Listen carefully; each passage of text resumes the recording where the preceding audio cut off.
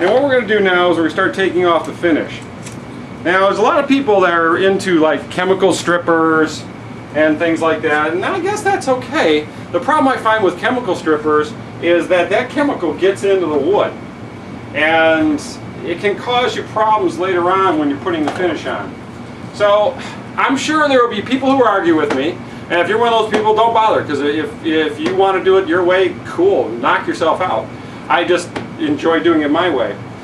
My way is with a rotary sander. Now you can buy these pretty much anywhere, and they're not that much money. This is one of the more expensive ones. This is a Porter cable, which is one of the more expensive ones you can buy, and I like it. I'm going to be a big plus for Porter cable here.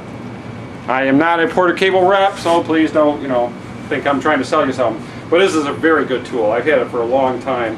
It's a hook and groove, and I am using 60 grit sandpaper.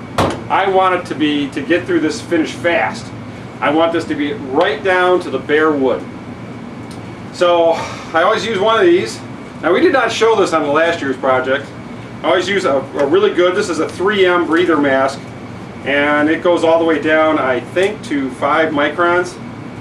I believe, might be even lower than that, might be 3 microns.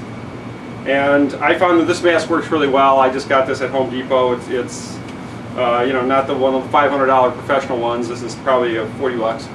But I highly recommend it. When you start taking off the sand off of a finish like this, you get a lot of dust, and this finish dust is probably a lot worse than sawdust. So I always try to put this on so I don't breathe. So we're going to be talking a little funny on the next part. Now, since this guitar is going to be completely resanded and finished down, and I'm going to take all the there's some little nicks and grooves in it, I don't really care if I attack it really hard. I'm going to attack it really hard because I want to make this job go quick and get it out of my way so I can get on to the fun stuff, which will be the inlay. So let's go to it.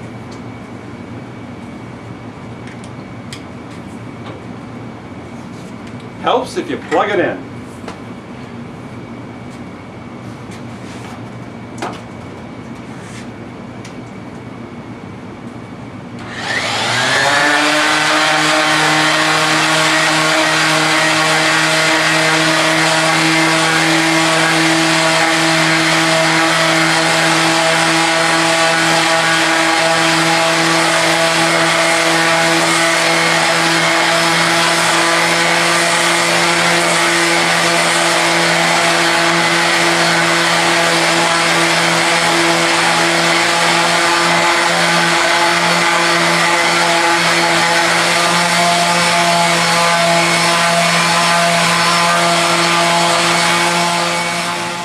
Just add something to the tape. I'm going to stop here for a sec, is because I've seen a lot of people use one of these.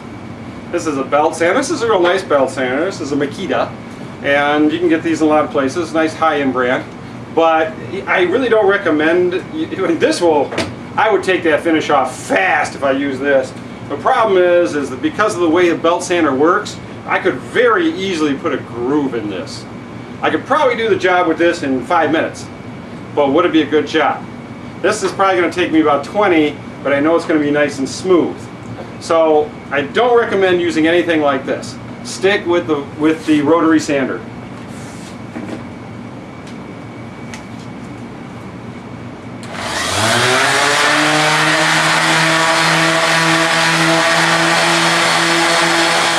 see right here, this is down to the raw wood. This has still got color in it. And the color is it's going to mess up the stain. So I got to get it down till it's like this. Now this stain was pretty heavy duty stuff. It looks like they use a pretty good stain because it's pretty deep in the wood. So it's going to take me a while to get it all out. I got the finish off, but I'm not through the stain level. And now if you're going to paint, going down to this level is probably fine if you're going to paint. Okay, I lied. I said this thing's going to take about like 20 minutes to do. This finish is really, really thick. I mean, I'm really surprised how I've already burned through two sanding pads just doing the back, and it's pretty intense here. So it's going to take me a lot longer. It's probably going to take me a couple hours now to strip this puppy down. based on how long it took me to do the back. But you can see what I've done here with the back. How, you know, I'm right down to the bare wood. What I really found was that that color was really getting into the grain of the mahogany.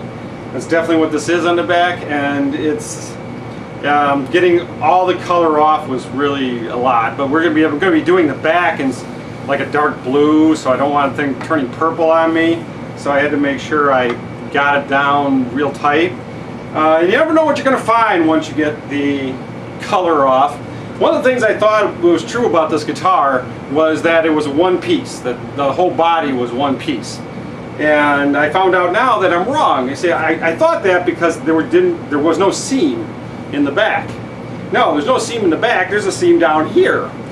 You see where my finger is? If you can look at if you kind of notice, I'm going to kind of put that. Notice how the wood changes? Yeah, not only is the grain different, but the density of the wood's different. So it's a good thing I'm staining this in a nice dark color, so you won't really notice that. You know, this is going to be like a spacescape on the back. So this is going to be sort of outer space. It's going to be real dark blue with some star fields and stuff. You won't even notice this.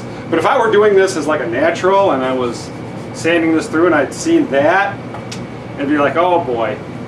But you never know what you're going to find when you start stripping one of these, taking one of these kind of guitars apart. So it's kind of interesting to see, you know, it's sort of a strange place to put a seam on a guitar down here, like the bottom wing. You know, you'd think they would put it up here kind of with the neck, but that's all right. It's not going to hurt me anyway for my project. Just thought it was kind of an unusual thing that, you know, you might be interested in. And it turns out the top, the flame maple top on this thing was paper thin. And it was just like a little sheet of veneer, which is, I've never understood. I mean, you know, it takes work to do all this binding, which is the reason why they do it instead of a big cap. I can't imagine a piece of maple being a little bit thicker, being that much more expensive than having to put all this binding on. But, you know, I'm not the executives over at Washburn, so it's hard to say. But I had to take it all off. So, because it would never have, it was so thin. There was a little spot in here that had already blown through. There's a couple spots over here that had already blown through just from the sanding I did. And it was still all pink, if you remember. So I had to take this all down to just the mahogany. You can see I still have a little bit of the coloring in here. And there's a little bit of the red here, and there's a little bit here. A little bit of glue right there, which I'll take off real quick. And so I took it all the way down to the mahogany. It's actually a beautiful piece of mahogany.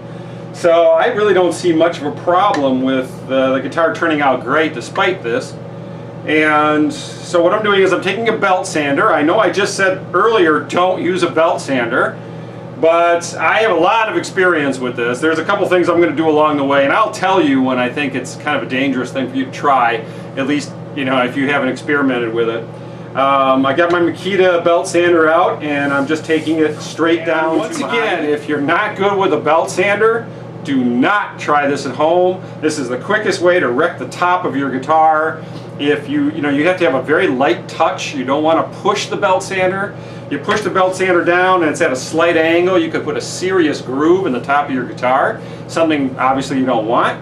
Now I'm good enough with it that this is turning out to be very nice and flat. We have here, what you're going to find if you're stripping almost any guitar, is the horn. And you can see I've got it all stripped off, except for in there.